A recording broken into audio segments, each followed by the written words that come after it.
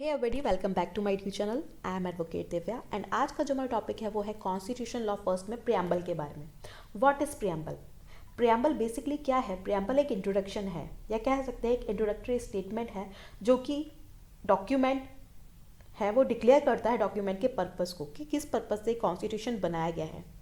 Okay, सो preamble कहता है people of India having solemnly resolve to constitute India into a sovereign democratic republic and to secure to all its citizens justice, liberty, equality, fraternity in our Constituent Assembly this 26th day of November 1949 do hereby adopt, enact and give to ourselves this Constitution।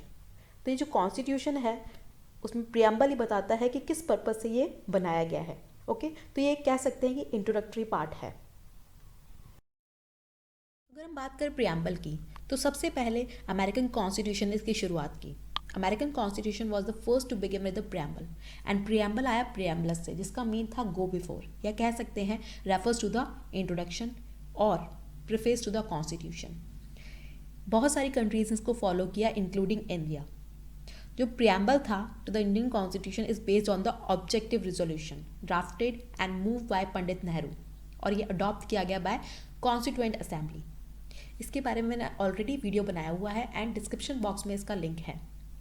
तो it has been amended by the 42nd amendment 1976 जिसमें 3 words new words add किए गए, socialist, secular and integrity. अगर हम बात करें constitution के sources of authority की तो सोर्सेज ऑफ अथॉरिटी रहेंगे पीपल ऑफ इंडिया, भारत के लोग जिनके द्वारा डिराइव किया जाएगा कॉन्स्टिट्यूशन को। एंड अगर हम बात करें नेचर ऑफ इंडियन स्टेट की तो ये डिक्लेयर किया गया कि India to be sovereign, socialist and secular. हम आते हैं ऑब्जेक्टिव्स ऑफ द कॉन्स्टिट्यूशन पे कि इसके ऑब्जेक्टिव्स क्या रहे। तो मेन इनके ऑब्जेक्टिव थे justice, liberty, equality and fraternity. ये जो थे ये इनके मेन ऑब्जेक्टिव्स थे।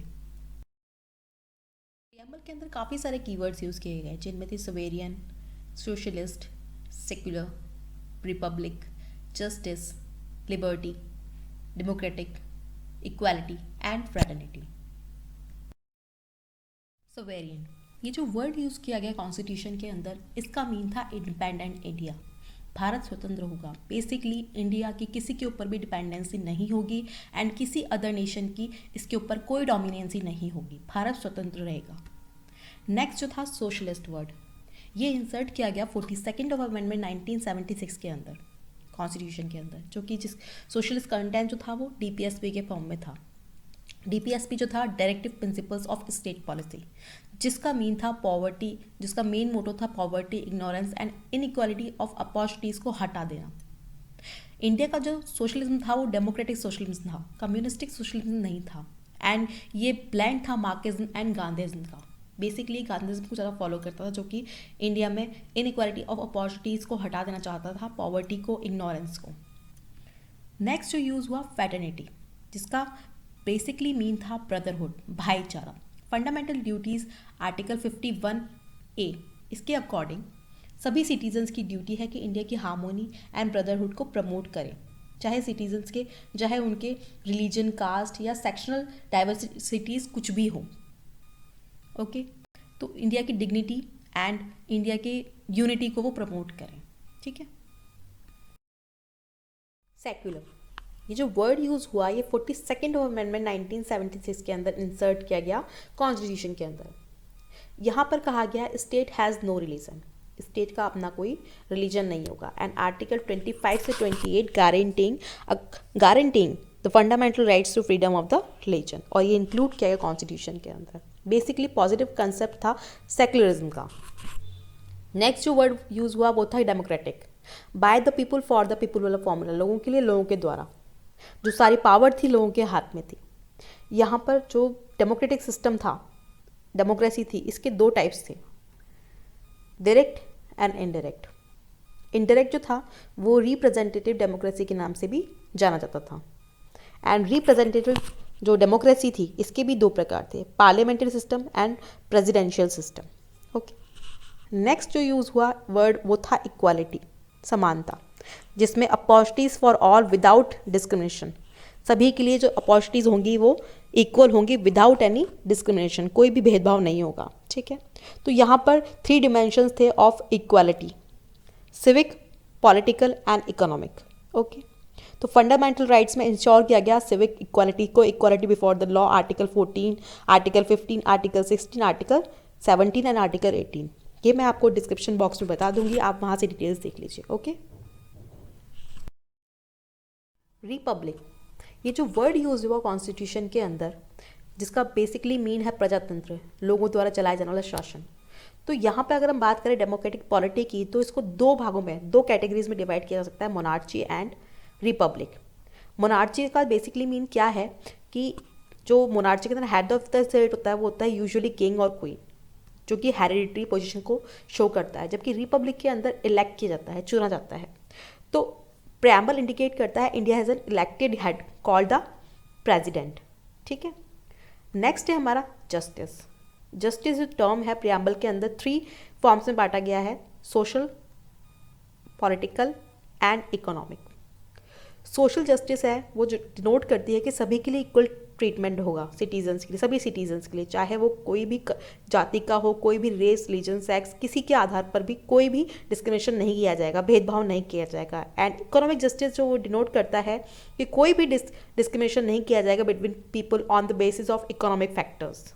एंड पॉलिटिकल जस्टिस इम्प्लाई होता है कि that all citizens should have equal political rights, equal access to all political offices and equal voice in the government, ठीक है। तो ये idol of justice social, economic and political has been taken from the Russian revolution 1917।